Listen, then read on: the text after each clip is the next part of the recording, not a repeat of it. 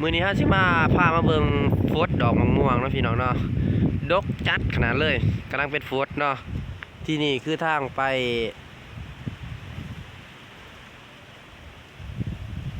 ทางล้างเฮานี่ก็คือ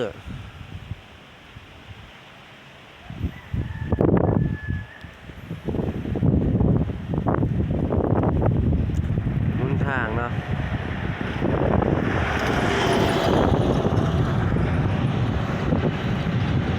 ดกอลีพี่น้องดอกมะม่วงเนี่ย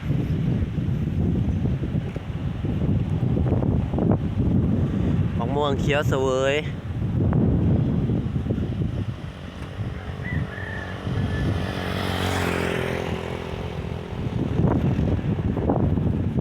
เราสิพาไปเบิ่งไก่ๆเลยเนาะพี่น้องเนาะ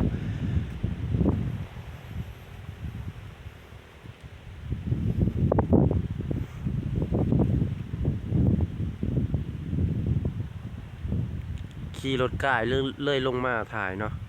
ดกอลีพี่น้อง